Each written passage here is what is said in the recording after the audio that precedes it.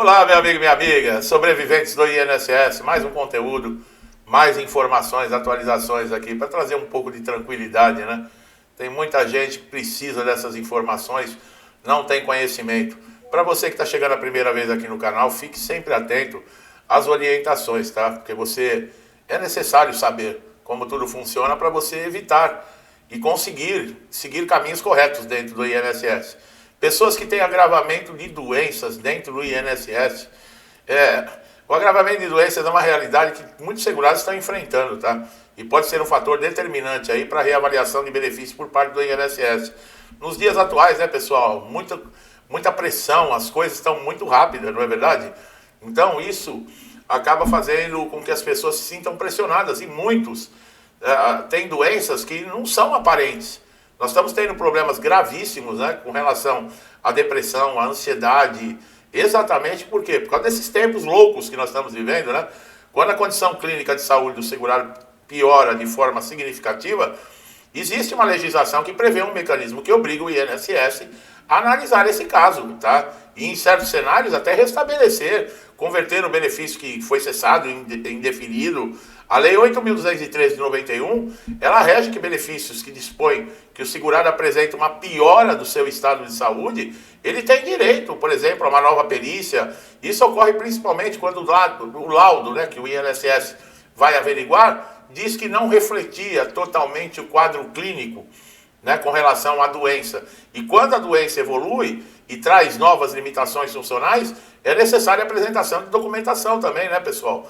O que eu sempre falo, tá? Esse pedido, ele pode ser feito administrativamente pelo portal Meu INSS, judicialmente, tá? Que, infelizmente, muitas vezes é o único recurso que o segurado vai ter. O agravamento, ele pode ocorrer, por exemplo, por doenças degenerativas, crônicas, autoimunes, ortopédicas, psiquiátricas, que com o tempo reduzem ainda mais a capacidade laboral desse segurado. Por isso o segurado deve manter laudos atualizados, detalhados, pessoal. De preferência, se você tem exames, se você faz tratamento, peça para o especialista fazer um laudo detalhado, explique para ele as condições do INSS, para que comprove realmente a piora do seu estado de saúde. Ao receber esse tipo de documentação, você enviar para o INSS é obrigado a analisar. Além do agravamento, o segurado ele pode demonstrar que há, por exemplo, uma nova repercussão sobre a capacidade do trabalho. Muitas vezes o perito do INSS desconsidera e subestima essas evoluções, gerando injustiças. Nessas situações é possível buscar apoio jurídico, tá, para que a Justiça Federal determine uma avaliação aí imparcial, se for o caso, para reativar o benefício que muitos, né, que nem o ano passado, em 2024, auxílio-doença, que é um dos benefícios mais pedidos no INSS e é de curta duração, necessita sempre de atualização da documentação. E o que aconteceu o ano passado? O auxílio-doença foi o foco do pente fino. 52% dos segurados de incapacidade temporária que passaram pelo pente fino perderam seu benefício. Então é uma coisa muito séria. Tem jurisprudência que tem sido cada vez mais favorável ao segurado, mas você tem que demonstrar de forma clara e fundamentada que as condições de saúde pioraram. Não adianta você, por exemplo, pedir uma reavaliação e mandar a mesma documentação. A ausência ou melhora ou agravamento progressivo da doença tem sido suficiente para obrigar o INSS a tomar decisões. Mas como eu sempre falo, o segurado ele tem que saber. O INSS não cumpre regras, deixa de cumprir respeito aos direitos dos segurados, mas tem muita gente que só pensa em direito. Pessoal, existem deveres. Você tem que estar com o seu cadastro no INSS atualizado. Se você vai passar por uma avaliação de incapacidade, você deve saber que a documentação tem que ser atualizada. Tem gente que me pergunta na questão de laudo, quanto tempo que um laudo tem validade no INSS. Em média, eles dizem 3 meses, tá? Em média. Mas eu acredito que até menos. Depende muito do perito, pessoal. É o que nós sempre falamos, não existe um padrão. Com relação a laudo, deveria ser muito claro alguma determinação ou alguma norma do INSS para ser seguida por todos os peritos. Fala, o laudo tem que ter 60 dias, vamos colocar. O que aconteceria? Todo perito que você passasse, em qualquer lugar do país, numa perícia no INSS, teria essa determinação de um laudo de 60 dias. Agora, na região sul, vale por 90 dias. Em outra região não vale por 30 dias. A outra vale por 60 dias. Quer dizer, o segurado não sabe nunca o caminho a ser tomado. Vale destacar também que o INSS não pode negar uma análise de um novo requerimento sobre a alegação de coisa julgada administrativa. A coisa julgada que eles falam seria quando a justiça encerra, por exemplo, um processo e não dá mais direito a recurso. Aí o INSS vai imitar, coisa julgada. Foi transitado e julgado, que na justiça é assim. A coisa julgada administrativa, não existe isso. Quando há agravamento da doença no INSS, surge, por exemplo, novas patologias, o quadro ele tem que ser considerado. Na justiça é outro papo, vamos recorrer para outras instâncias. Agora o INSS não. O INSS não tem outras instâncias. Quem dá a última palavra ali é o perito. E o perito, ele não é juiz, o perito é Deus, o perito não é acima de ninguém. O perito é um médico que se prestou um concurso e virou perito no INSS. Não tem essa, ele não é Deus. É para falar, não, eu decidi, acabou, bate o martelo e acabou. O que é isso? Bom, apesar que nós estamos num país que ultimamente nós estamos vendo isso todos os dias na justiça, né? Bom, o segurado que teve seu benefício cessado, por exemplo, por uma alta programada, que continua incapacitado e com piora no seu estado de saúde, ele deve entrar com um novo pedido de recurso. Tem que anexar novas provas, pessoal, recentes com relação à sua saúde. A alta automática sem perícia adequada e sem considerar efeitos das doenças, é muito simples você anular isso judicialmente. Dá trabalho, mas o INSS não tem esse poder. Tá? O agravamento pode ocorrer durante, por exemplo, a tramitação no processo, quando o segurado entra com uma ação, ao longo do processo, o estado de saúde vai se deteriorando, é possível você ter uma segunda perícia judicial, porque pode acontecer, você teve uma perícia no início do processo, e no decorrer do processo, que demora, vamos colocar, em média 24 meses, essa doença tem um agravamento, e já muda completamente de figura. Já muda a emergência, o estado de saúde, porque às vezes esse segurado ele vai precisar de um tratamento específico caro, doenças incuráveis, né, como esclerose múltipla, lúpus, câncer em estágio avançado, transtornos mentais graves, sabe? Essas coisas tem que ser tratada com urgência. Eu já coloquei em outros vídeos, não dá para ficar aguardando nem mesmo a boa vontade lá do INSS e muito menos da justiça.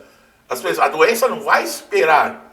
Não, vamos decidir, esperar pelo menos ver o que a justiça vai decidir para ver o que a gente faz. Nesse caso, o segurado já morreu. Não precisa fazer mais nada. Não dá para ficar esperando. É isso que muitas vezes deixa a gente revoltado, sabe? Está se lidando com questão de saúde. Não está se lidando, por exemplo, com algum caso que envolve opiniões, que envolve alguma ideologia. Não, nós estamos falando de saúde.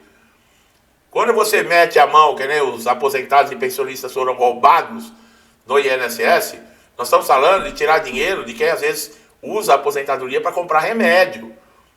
Nós estamos falando de pessoas que muitas vezes juntam as moedinhas para comprar pão.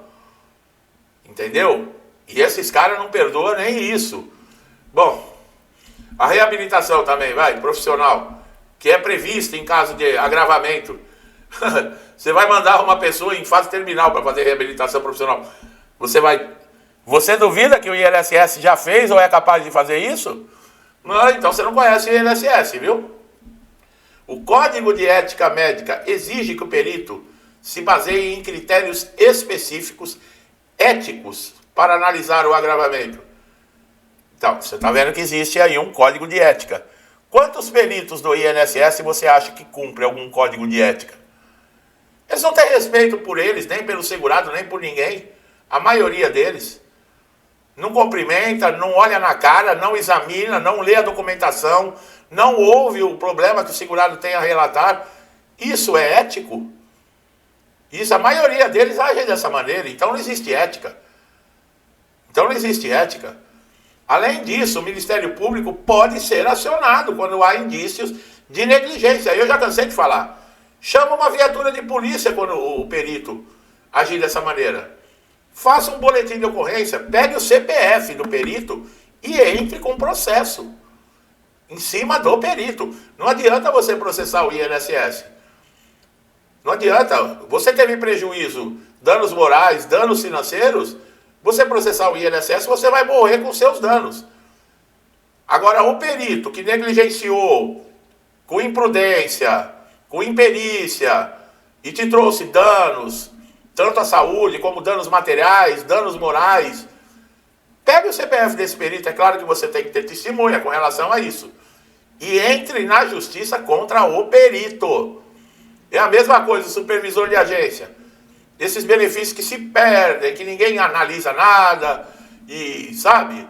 E a pessoa está dependendo que saia a análise para receber o benefício. Tem gente que chega a passar fome, tem gente que foi morar na rua porque foi despejado. E o INSS não responde por nada disso. Essas pessoas que estão recebendo saláriozinho público, que é pago com o nosso dinheiro, não são responsáveis por nada? Não tem responsabilidade nenhuma? Tem que processar essas pessoas.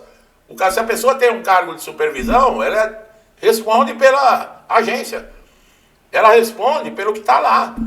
E não é responder só para o chefe dela, tem que responder para a sociedade.